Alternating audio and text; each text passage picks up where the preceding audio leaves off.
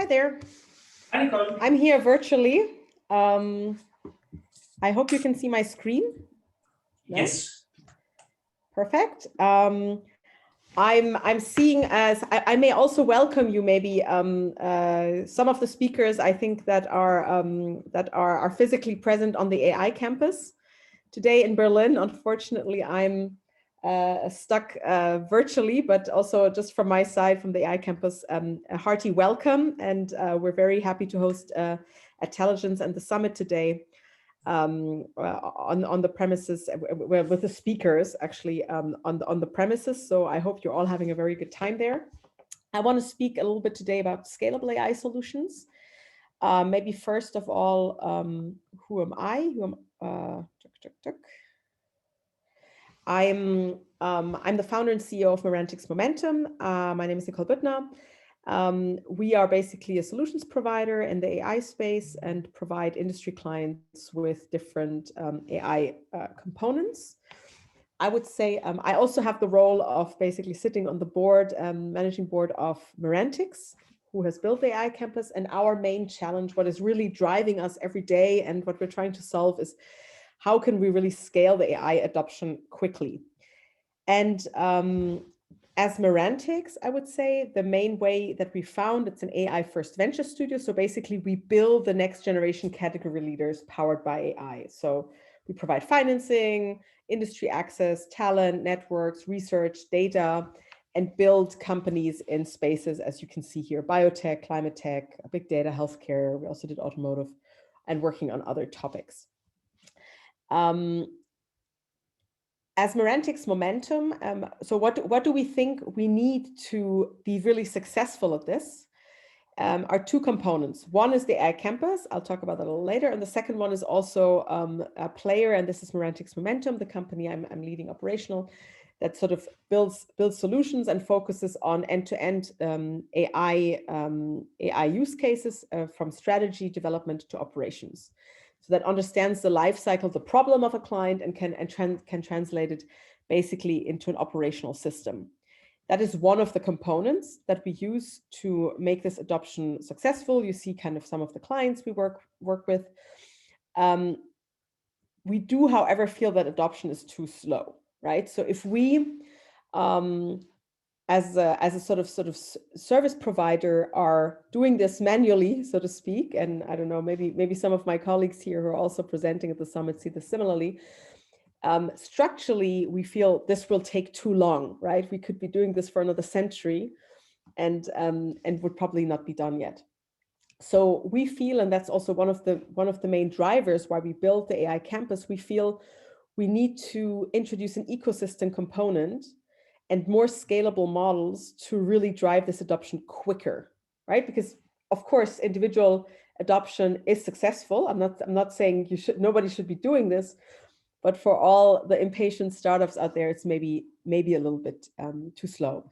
So here you see we've created a space in Berlin, a physical and beyond the physical boundaries, also a whole community of people from different areas, partners, on the tech side, associations, but also research partners, and also startups and different teams from big corporates that come together, share ideas, and work on these scalable models together. And I want to talk just about 2-3 concepts that I think are key. So one of them is the AI campus. So creating a community and ecosystem where you can find the relevant talent, find the relevant ideas, and connect quickly to sort of drive innovation and the adoption of new models. And the second layer is basically what we're doing at Merantix Momentum, which is one of the companies that we founded within Merantix and that I'm leading, is to think about how can we do this and adopt this in individual industries. And our deep conviction is that we want to basically start building these data ecosystems and basically create these win-win-win scenarios where you have high customer value, high enterprise value, and high partner value. What do I mean by this? You basically have, and we're piloting this in the automotive industry.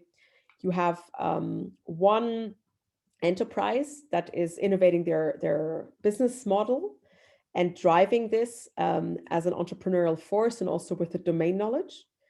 That in this case, for example, is working on optimizing production and cloud and production systems and distribution of tasks within their plant network.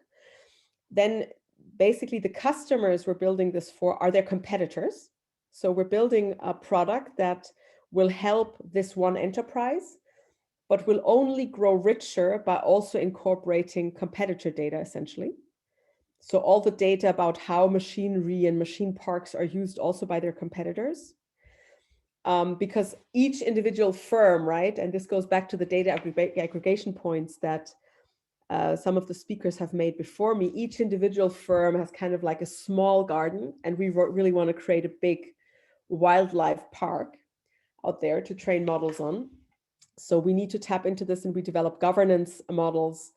And then there is basically, so we create a better model that serves the enterprise, because they can create a better model and a good software solution that can be adopted by the customers, who are often competitors, actually. So challenge number one, start thinking about how can you work with your competitors and make your whole industry more competitive in that sense. And then the partner value, that's us in this case. We bring in the AI component and also introduce the governance model, obviously also to ensure that not one company reads trade secrets of other companies, etc., and that we can aggregate this data and train models on this and drive the actual AI component. And these are sort of these data ecosystems that we're creating, and they're very much sort of based on this understanding of having a data layer, right, where we aggregate and join data sets. And this goes to some of the points some people mentioned before me, where we then have a joint HPC clusters where we can basically train then larger models, and then a model layer where we can basically fine tune those larger models on individual data sets and create great customer value for individual firms. And I think why I find this compelling and why we also see the success of it is it reverses, or it changes the economies of scale for AI adoption, right? Because otherwise everybody's trying to build a large effective model. Usually you fail at data quality. Also, it's a high cost. And like this, you change the unit economics of accessing these models, while still having a governance structure where you are actually a stakeholder and not just sort of a customer that is just paying a fee, right? But you also have some monetization rights. One other aspect I would say that I think is important in building these scalable solutions and ecosystems, so to speak, I'm just making a very big advertising block here for ecosystems, is obviously open sourcing and creating tools that can be adopted by different practitioners in different verticals. I see you're politely stepping into the picture. I think I'm up with my time. I hope you heard the main point. We believe in ecosystems, not necessarily platforms. And we are here to basically, if you have ideas about ecosystems on a product level, as a company, you say, hey, this is an interesting idea, reach out to us. We're really open to discussing this and have some best practice models already going on. Over to you. Thank you very much, Nicole. Thank you very much for your very nice time management, also for your nice presentation. Let me ask you about data layer and model layer, right? So, and I would say the model layer heavily depends on the data layer, right? And I would say in order to have good data quality, you have to enrich public data with personal data. To what extent do you have personal data in your data layer? So at the moment we're using, so I would say, I would call it maybe private data, because at the moment we're adopting this in areas. The next area will be healthcare, so it will be personal data. But it is data aggregation, right? So we use obviously some data, public data sets, but ultimately the goal is also to aggregate some of these private or personal data pools. And I mean, you can see how this is in healthcare very relevant to do this. And yes, that's the goal. So if the question was, are we doing this? Yes, and that's also the explicit goal. But the important part that you've also challenged on other participants is a correct governance structure, right? So to ensure that basically the contributors of the data also remains stakeholders in what we do with the data afterwards. We have been talking a lot about data maturity of organizations, right? Yes. To what extent organizations are data-driven and to what extent there is a data-driven culture. What is your perception about maturity, data maturity in Germany and in Europe? I honestly would say I'm not even sure that that's very Europe specific. Maybe this is a global problem. I'm not sure if you look at data sets in China that they're much better globally.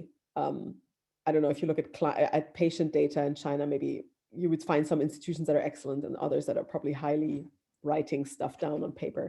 So I think this is a global challenge, to be very honest. This is a global challenge and maybe not specific to Europe.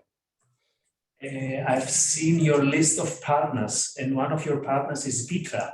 Is it a data partnership with Vitra? Because we see a lot of nice chairs. Are they providing you only with chairs, or is there a data partnership? At the moment, it's the chairs, it's furniture. Yes. So they're helping us create the physical spaces to map what we do. So, very nice partner. Thank you very much, Nicole. Thank you very much. Thanks for having me. Thank you. Bye-bye. Bye-bye.